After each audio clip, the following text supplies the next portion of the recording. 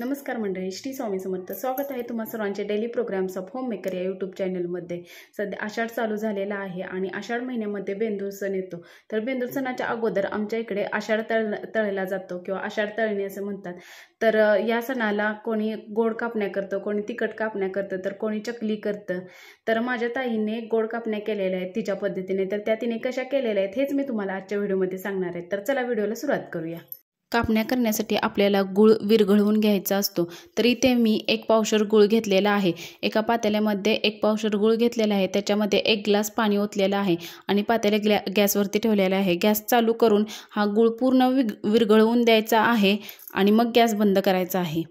इथे आपला गूळ विरघळलेला आहे, पूर्ण आपण पागळून घेतलेला आहे. असं केल्यामुळे काय होतं, गुळामध्ये जी काही घाण कचरा असते ती पाण्यात तशीच राहते आणि आपण हा गूळ गाळून घेणार आहोत. तो गाळून घेतल्यामुळे त्याच्यामध्ये जी काही कचरा घाण आहे ती तिथेच गाळणीमध्ये राहणार आहे. त्यामुळे अशा पद्धतीने पागळून तुम्ही गूळ घेतला तर कचरा वगैरे काही येत नाही.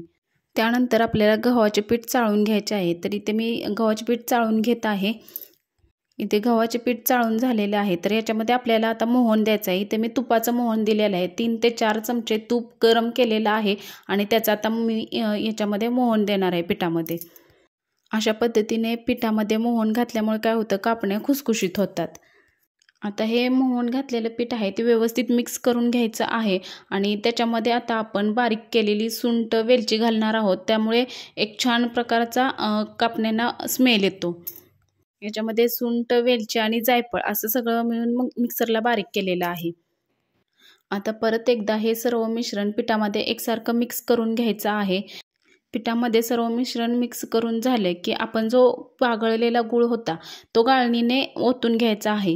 गाळणीने ओतून घेतल्यामुळे काय होतं, याच्यामध्ये जो काही कचरा असेल, घाण असेल ते गाळणीमध्ये अडकली जाते.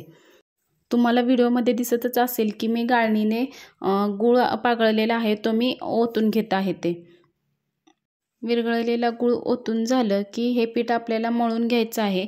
याला अजिबात पाण्याचा हात लावायचा नाही. एकसारखं हे व्यवस्थित असं मळून घ्यायचं आहे.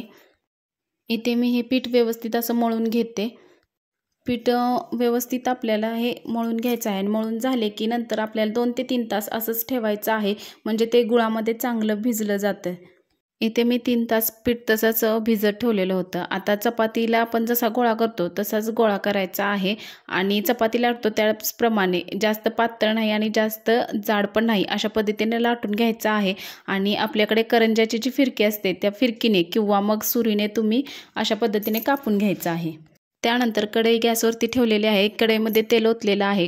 तेल गरम झालं की त्यामध्ये या तयार केलेल्या कापण्या घालायच्या आहेत आणि चमच्याने अधूनमधून हलवत राहायचं आहे आणि व्यवस्थित एकसारख्या अशा भाजून घ्यायच्या आहेत. इथे तुम्हाला व्हिडिओमध्ये दिसतच असेल की मी अधूनमधून हलवत आहे आणि चमच्याच्या साहाय्याने हलवून घेत आहे. ते कापण्यांना ब्राऊन कलर आला की त्या काढून घ्यायच्या आहेत. तर इथे तुम्हाला व्हिडिओमध्ये दिसत असेल की ब्राऊन कलरमध्ये मी या कापण्या काढून घेत आहे.